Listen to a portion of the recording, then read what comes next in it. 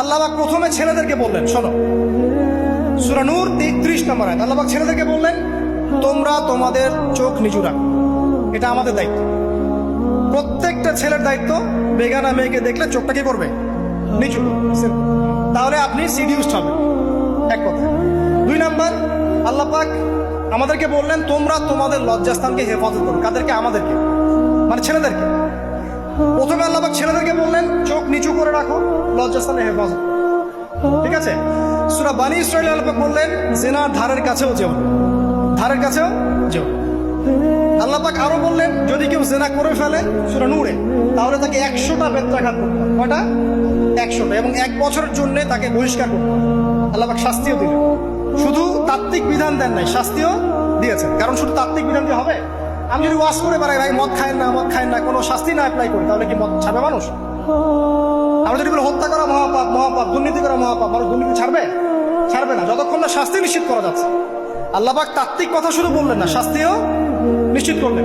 তারপর আল্লাহ পাক আরো বললেন, যদি বিবাহিত কোনো ব্যক্তি ব্যভিচার করে, তাহলে তাকে রজম করতে হবে, মাটিতে পুঁতে তাকে পাথর নিক্ষেপ করে হত্যা করে। ঠিক আছে? শাস্তি। এরপরে দেখেন আল্লাহ পাক মেয়েদেরকে বলছেন, মেয়েদেরকে বলছেন, তোমরা মূলত ঘরে থাকো। যদি বাইরের পরিবেশ তোমাদের অনুকূলে না থাকে, তোমরা ঘরে অবস্থান করো। ওয়াকরনা ফি বুয়ুতিকুন্না ওয়ালা তাবাররুজনা তাবাররুজাল জাহিলিয়াতিল উলা। তোমরা মূলত ঘরে থাকো। জাহিলি যুগে মেয়েরা যেভাবে নিজেদেরকে প্রদর্শন করে বেড়াতো, এই কাজটা তোমরা করো না। যদি করো তাহলে সমাজে বেহায়াপনা, ফাহিশা বেড়ে যাবে, তোমরা নিজেরাই ক্ষতিগ্রস্ত হবে, যেটা ওরা হচ্ছে এখন। আচ্ছা, এরপর আল্লাহ পাক আরো বললেন, হে নবী, আপনি আপনার স্ত্রী এবং মুমিন নারীদেরকে বলেন, তারা যদি বাহিরে যায় যেন জিলবাব দিয়ে তাদের পুরো বক্ষ দেশটাকে ঢেকে নেয়।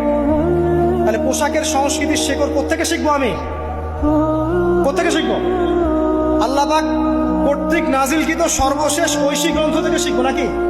যে বইয়ের মধ্যে কোনো ভুল নাই সেটাই তো আমার শেখার মাধ্যম হবে নাকি? নাকি যে দর্শনে 1000টা ভুল সেটা শিখবো আমি? আল্লাহ পাক এখানে বলছেন, মুমিন নারীদেরকে বলো, বাইরে গেলে পরে তারা যেন জিলবাব দিয়ে, কাপড় দিয়ে সুন্দর করে বক্ষদেশ এবং ঢেকে রাখে। বোরখার কথা এখানে নাই শব্দে। ঠিক আছে? ঢেকে রাখা ঢিলে ঢালা পোশাকের কথা এসেছে। আচ্ছা, আসেন, আল্লাহ পাক আরো বললেন যে তোমরা অমুক অমুক অমুক অমুক, যেমন আপনার বাবা, আপনার ভাই, আপনার এই যে সন্তান, এই যে মাহারাম যারা আছে, এদের সামনে ছাড়া অন্যদের সামনে যখনই যাবে, তোমরা কিন্তু হিজাব অবলম্বন। আল্লাহ পাক হিজাবের বিধান দিলেন, চক্ষু নিচু করতে বললেন, লজ্জাস্থানের হেফাজত করতে বললেন, এবং যদি এর পরেও কেউ ভুল করে ফেলে, তাহলে আল্লাহ পাক শাস্তির কথা বললেন। আল্লাহ পাকের সিস্টেমটা সুন্দর হলো না? এই সিস্টেমটা নবী সাল্লাল্লাহু আলাইহি ওয়াসাল্লাম অ্যাপ্লাই করলেন, সমাজ থেকে সমস্ত জেনা ব্যভিচারের ভিত্তি উঠে চলে গেল।